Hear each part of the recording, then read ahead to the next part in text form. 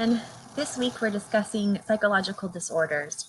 So in this video, I'm going to present some really important and I think foundational information to the chapter. So I hope that you will listen and watch the video all the way through.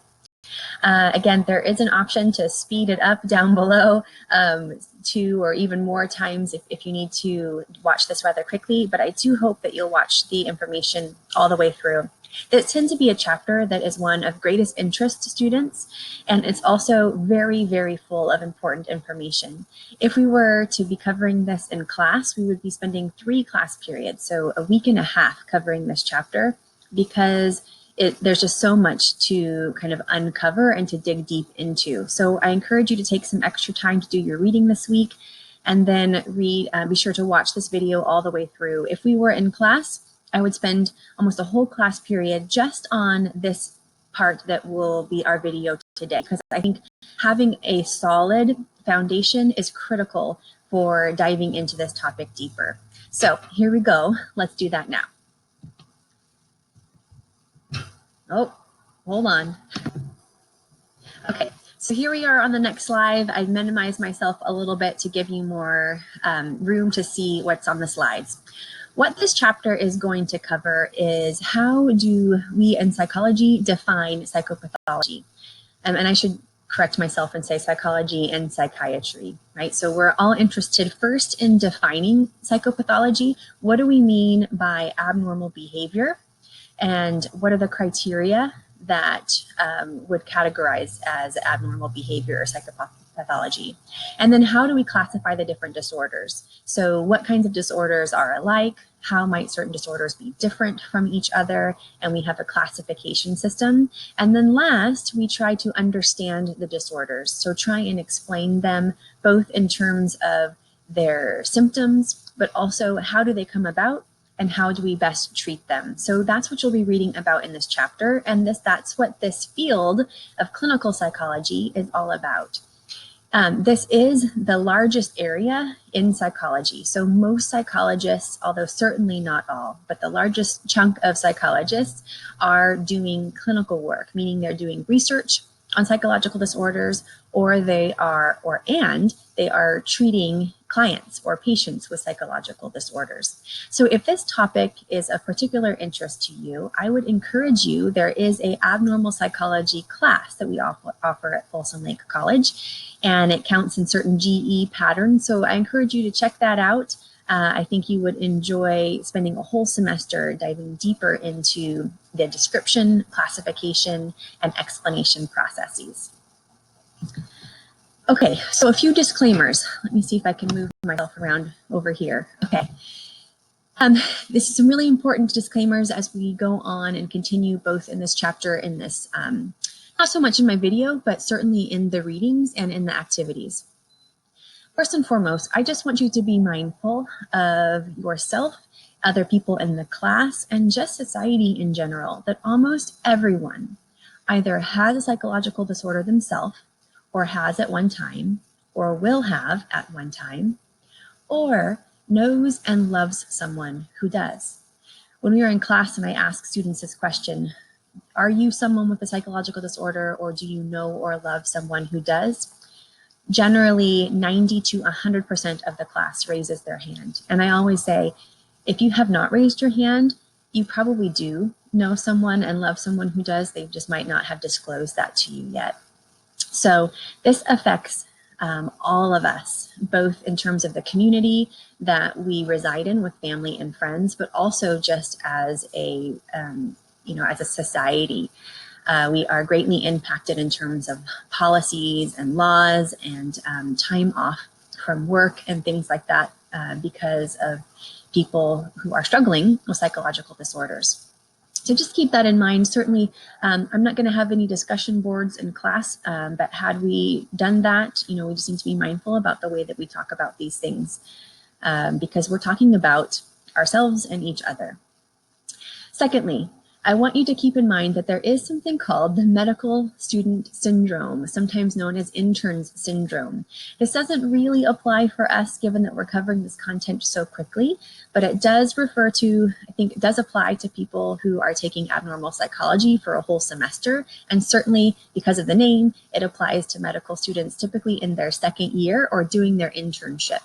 What happens with medical students is that they tend to suddenly diagnose themselves, and usually there's themselves, but sometimes people that they know with all of these diseases that they are studying or infections, right? Sometimes very bizarre and rare, but they're studying about them. And so because they are so inundated with the information, right? It's all consuming, they start seeing it everywhere. And so I'm going to come back to that in a moment, but I just want to make you aware of that if you suddenly start to want to diagnose yourself with some of these disorders that we will read about in this chapter, I would pause. I would follow through though, because I do also want to say that many times people with psychological disorders feel like they don't know that there's something that's different about them, or maybe they do really know that there's something different about them, but they don't know why. So if you're reading about some of the symptoms and you see yourself in them, I would pause and ask you to kind of reflect on how often do you see them and some of these criteria that we'll talk about in a moment, but also maybe pursue some help. And I'm going to give you some resources on Canvas, some community resources, some mental health resources that we are just now finally going to have available at Folsom Lake College, and follow up. Don't just sit on that because I think it's very, very important, especially now more than ever, to be an advocate and take initiative about your own mental health. And then finally, given that it's not unusual for many individuals in class to have had or to currently be diagnosed with a psychological disorder, I want to include an important disclaimer that if any of this information is difficult for you to read because it may trigger some of your symptoms, please let me know ahead of time. Even if don't read to it and then have a problem and let me know. Certainly you can at that point, but if you anticipate there might be a problem, please reach out to me, let me know, and I'm happy to accommodate however we see fit. So send me an email and we'll connect and talk about that. Okay, let's move forward. All right, I'm going to move myself around the screen again. This is very bizarre. Let's see, where am I going to put myself? Up here. Follow the professor. Okay. So in terms of foundation, everything that we're going to read about in this chapter is a psychiatric label. It is a way that psychologists and psychiatrists have labeled a series of behaviors. So we see a series of behaviors, we call them perhaps symptoms, and then we label that series of symptoms or behaviors attention deficit disorder, or schizophrenia, or bipolar, right? So we see a series of behaviors and we give them a label. This is really helpful in many ways. It can aid in communicating human problems, so that if I say I have a client that has obsessive compulsive disorder, that someone else who might be treating that individual knows fairly well, not specifically, but fairly well what some of their behaviors might be. It can also be very helpful in an issue of empowerment. So many people, as I just mentioned, might have the experience where they know something is off, but they're not quite sure what. They wonder if everybody maybe feels the way they do or thinks the way they do, or wonders why everybody doesn't have the same kind of behaviors that they do. And then they might be given a diagnosis, and it can be a sense of empowerment, like, oh my gosh, I never knew that's what it is. And now that I know what it is, it feels like I'm not just weird or strange. There might be some treatments that can help me, right? So it can be very empowering. However, there is also a host of problems that can come with that. And I'm going to get to that in a moment when I get down to the bottom of the slide that says labeling has strong effects. So in the middle here, I want to mention that because labeling has strong effects, it's really important that when we are talking about people with psychological disorders, that we talk about them and we honor and we recognize and we value them as a person before we talk about them as someone who has a disorder, right? So if we talk about someone like, oh, the schizophrenic, oh, the autistic child, what that does is it puts the disorder first and the person second, right? The disorder may be a really significant part of this person's identity. It might not. And so we want to put the person first and the disorder second. So we'd say then the person with schizophrenia rather than the schizophrenic, or the child with autism spectrum disorder rather than the autistic child. Right? So just keep that in mind. I hope that you would think about this and really try and practice it and use it in your language when speaking about people. It really goes a long way to humanize individuals that have psychological disorders. And we think that's important because these disorders and these labels have very powerful effects. Again, some can be very helpful, but some can be very negative. One is that you see psychopathology or abnormal behavior if you're looking for it. So for instance, if someone is given a diagnosis of, let's say, anxiety, it can be really empowering. But so I have here on the screen someone looking into the mirror. You have all had this happen before, where you have been given a label. Everybody sees you through that label, and you begin to see yourself through that label. Again, on one hand, that can be empowering. On the other hand, you may start to really focus in on parts of that disorder that can exacerbate the symptoms or the behaviors of the disorder, right? You can start to see yourself as the disorder, right? And so we have to be mindful of that. But this is also very powerful for other people. They begin to see and interpret behavior through these lenses. So I have here on your screen an article that was published in 1973 from, as you see there, D.L. Rosenhan, who was a psychology professor at Stanford University. And he did this little kind of demonstration, not so much a controlled experiment, but he took himself and some friends, and they went to 12 psychiatric hospitals in 5 different states in the United States. And they were to act as pseudo patients or fake patients. They were to come to these psychiatric hospitals and tell one lie and all the rest the truth. The one lie that they were to tell the people at the psychiatric hospital was that they were having auditory hallucinations. They were telling the hospital staff that they were hearing the words empty, hollow, and thud in their heads. Rosenhan said then after that, everything they were told was to be truthful, and they were to just act as themselves, right, in normal ways. Rosenhan showed then that his friends and he went to these places and said those things, and all were admitted. All were diagnoses of, all but one were given diagnoses of schizophrenia. The other was a similar diagnosis, but not quite schizophrenia. And the average hospital stay for he and his friends were 19 days. The span of length of stay, however, was anywhere from 7 to 52 days. Now remember, once admitted, they said the hallucinations went away and they acted normally, right? So what happened was that many staff began to view these normal individuals as having schizophrenia, a very severe and chronic disorder, and begin to interpret their normal behaviors through this lens of psychopathology. So they would say things like, oh, the patient writes notes incessantly, or the patient isolates themselves in their room, or is, socially inappropriate, even though they were just acting normally, right?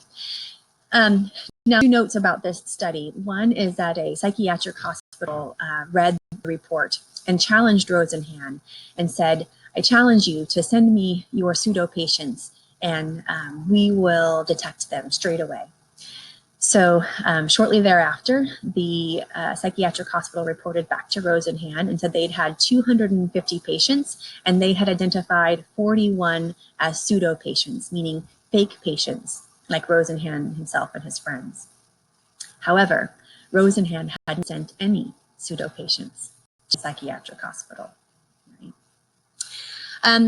The second thing that after the study was published or demonstration was published, it was criticized by some for validity. So just know that this isn't necessarily fact. but I think it is important to consider the power of labeling. And I think hopefully something that our field takes very seriously. And we do have strong validity for many of the psychological disorders that are included in our manual that you will read about in this chapter.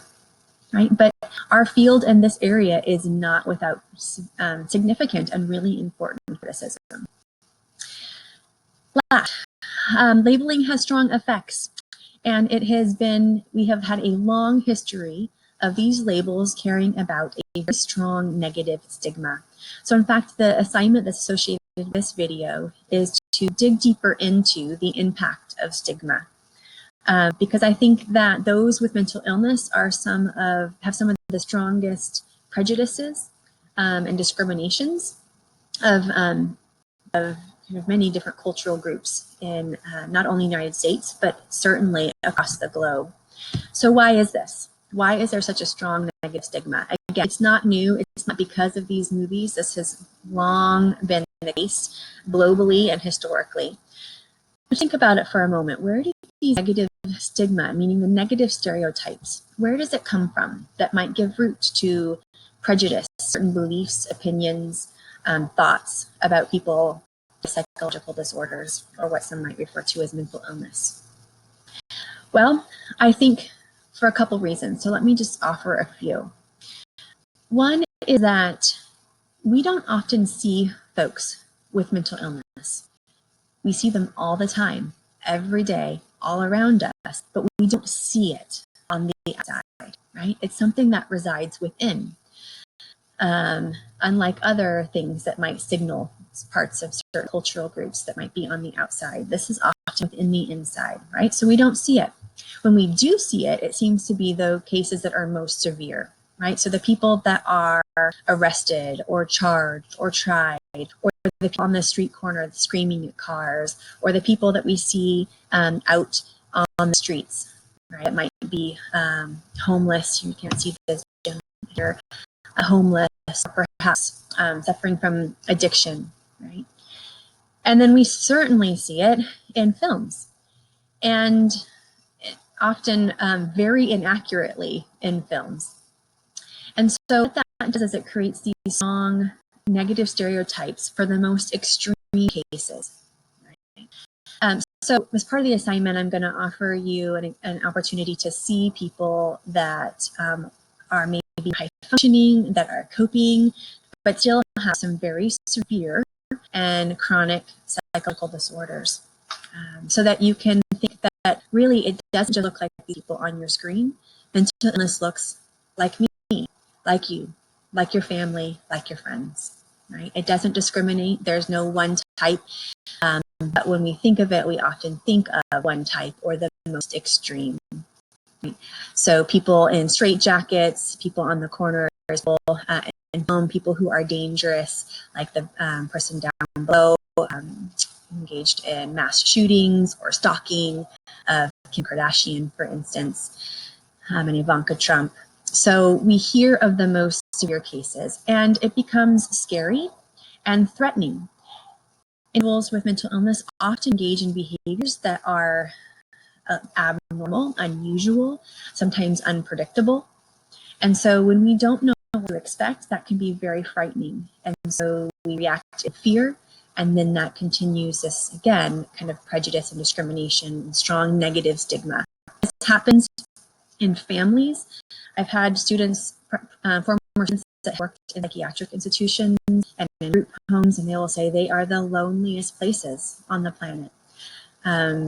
Many times families abandon them, but also many times these behaviors just become so hard to handle that family, even with the best intentions, have a hard time being around them. So it can be very challenging, very lonely. And the stigma can be problematic for the individuals themselves, in that it can they can push people away because of it. They cannot seek treatment or help or support because of the shame or the guilt that they might feel.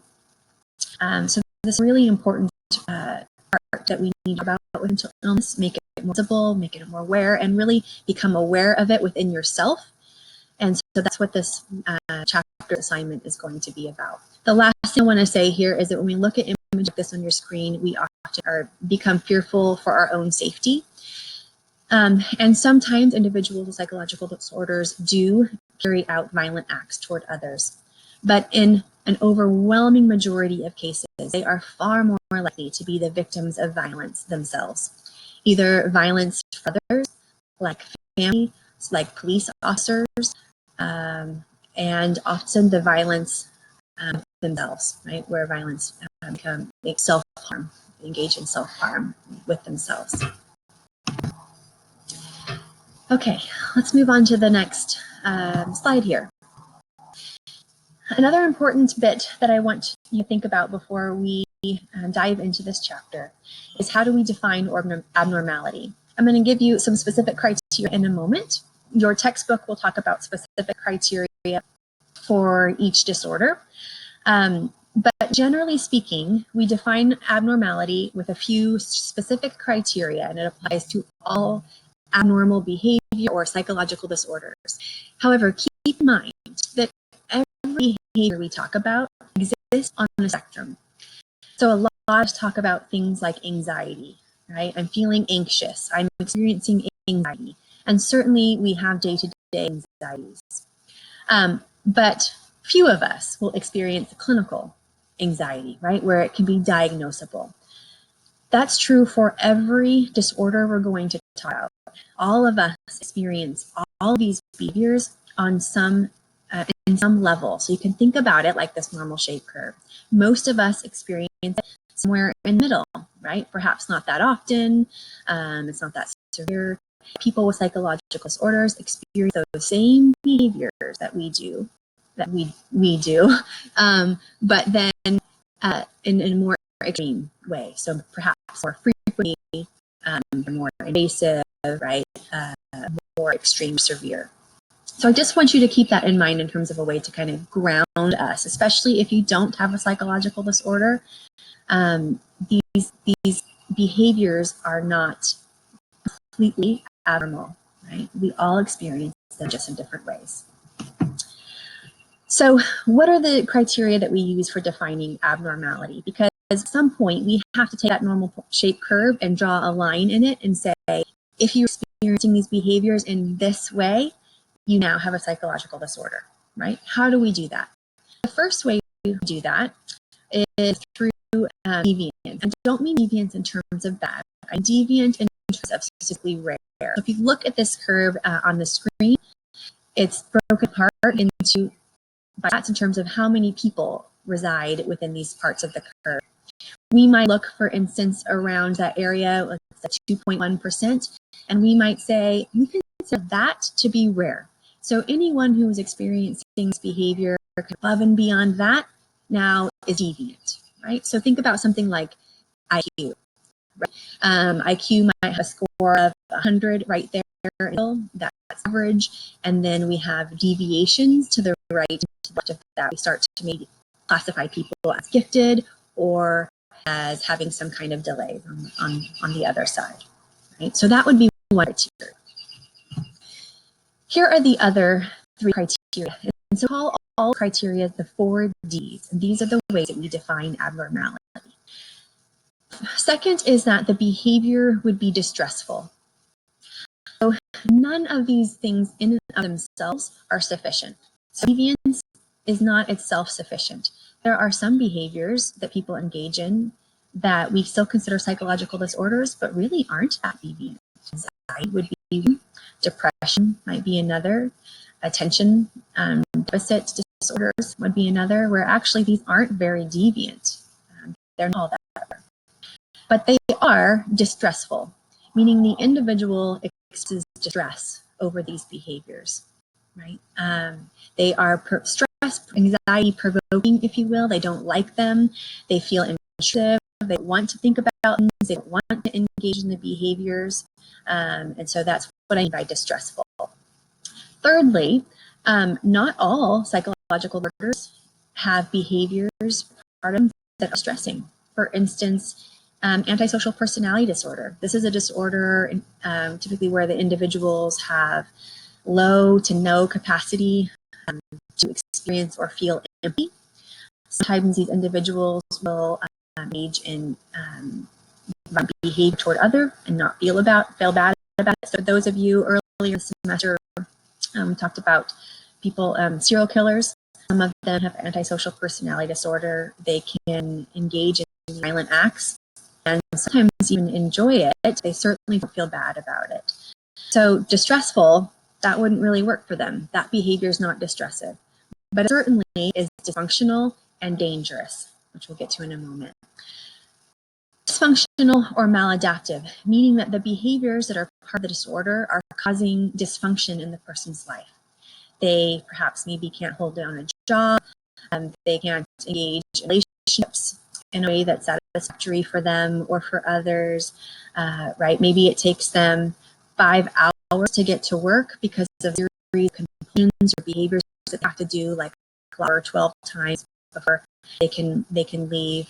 They can't focus well enough to be able to one thing well enough to be able to read a page out of a book, for instance, right? So these are all behaviors that would become dysfunctional or maladaptive in the person's life. And then fourthly, dangerous. If the behaviors for the psychological order cause the person to engage in self-injury or injury others because of behaviors, then that could be problematic, obviously. So we as psychologists and then psychiatrists take all of these things into account when deciding where do we draw that line on that curve, where do these behaviors become then a psychological disorder. One in and of themselves is good enough to take all of these things into account.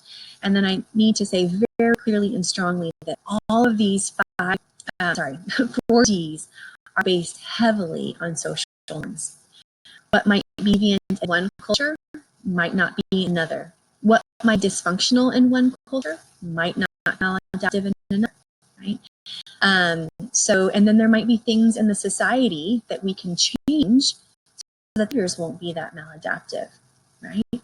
Maybe someone could work from home instead of having to go out in social settings that would be really anxiety-provoking. Maybe, I think about things like with the American Disability Act and people, for instance, in wheelchairs, that being in a wheelchair became much more functional. We created sidewalks and ramps into buildings and into streets, right? It's not necessarily about being in a wheelchair, but having an environment that's set up in a way that values you and values your mobility. So the same thing we see here, right? We don't often think about people with mental illness and think about how we can help them function in society, but my hope is that we will do this better in the future. Okay. So one of the last I want to say here before moving on to another important slide is that you're talking very briefly about we have come to understand psychopathology. This will be covered when we discuss therapy and treatments next week and in next chapter. But we historically, again, there's been a strong negative stigma attached to psychopathology because we have always thought about it that there's something wrong with this individual, that they're not just doing behaviors that are rare because it's just them, but doing them because there's something wrong with them, either that there is evil spirit within them, either they are sick, or that there's just abnormality in the brain. So you see a series of examples here of ways that we have and then treated psychology. What you see here on the left is examples of brains that have been trephinated, or skulls have been trephinated. That was treatment where holes were into the skulls allow evil spirits to release from the head and release them of their behaviors. You can see exorcism. There was bloodletting or blood transfusion when we began to have a better understanding that perhaps some of this was biological rather than simply spiritual. Although there's really interesting, actually academic arguments and discussions between psychiatrists and priests. They're very interesting. I always say biopsychosocial, spiritual. There could be spiritual component as well in thinking about psychology, but certainly it would be, I think, misleading and inaccurate if we just on one area, a person abnormal behavior because of this one thing, much broader than that. With the bloodletting, we think that it was something perhaps more biological, and so we moved from things like a sane asylum to hospitals. And as you can see here, we have the bottom one, and one is being shocked through electroshock therapy, and then other extra hospital. This is a mental institution that looks just very similar to any kind of hospital. Begin to understand this is a sickness that people can treat of, and so need to treat them just like we would any other sickness. Light, give them sanitation, give them food and exercise, rather than just store them in a place to keep them confined with assignments. So our more modern understanding of psychopathology is biopsychosocial and spiritual interaction, where we think that all behavior, so abnormal behavior as well, comes about through this interaction.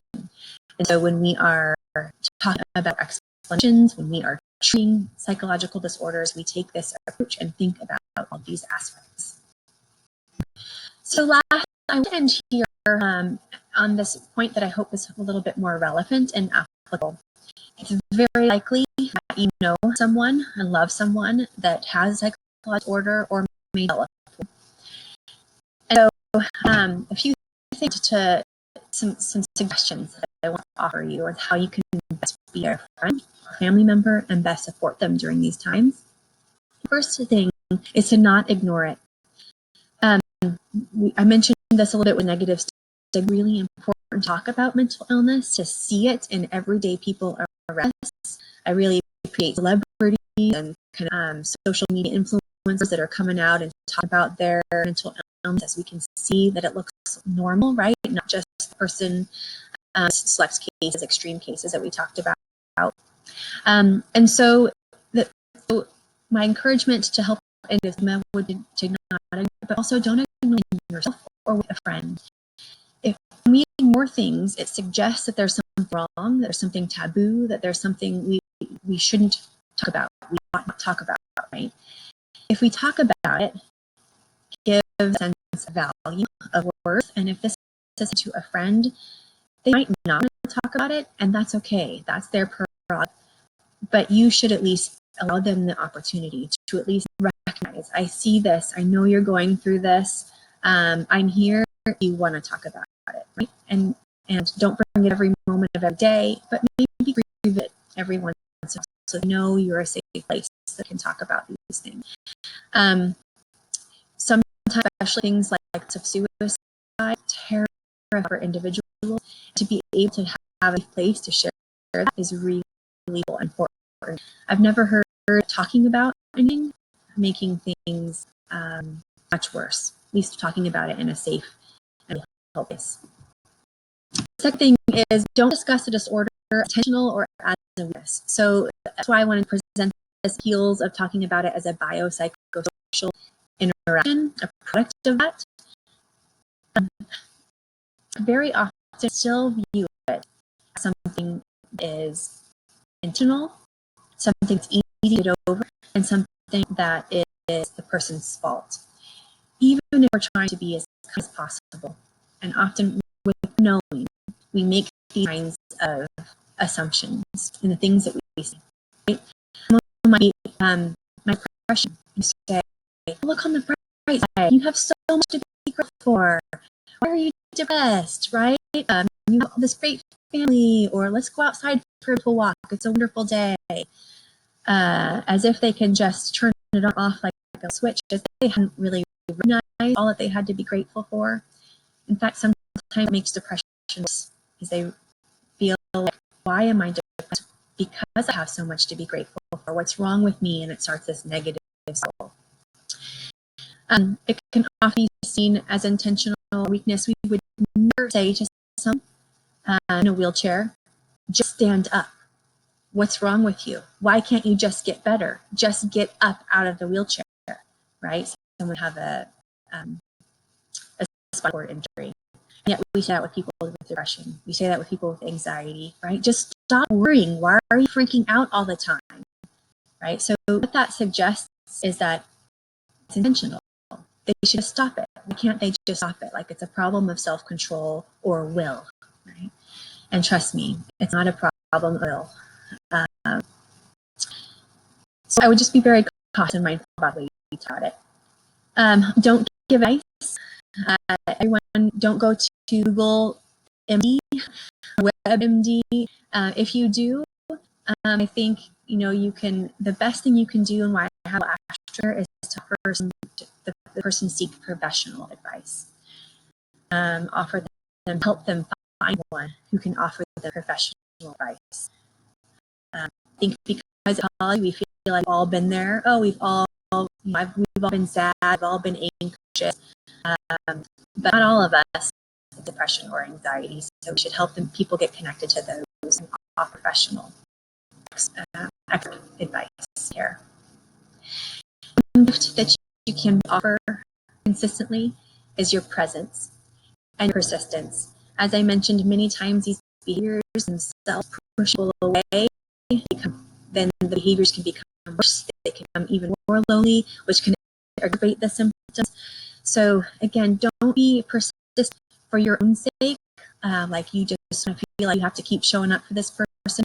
Let them steer, let them drive, let them know that you are there and your care and presence isn't going to change because of the things that they're rolling, right? So I hope that you all can learn a bit about how to bed for yourself and how to care for others through this chapter. So thank you so much. Please let me know if you have any questions or concerns or want to talk through any accommodations. And I hope that you enjoy this chapter, and I will see you next.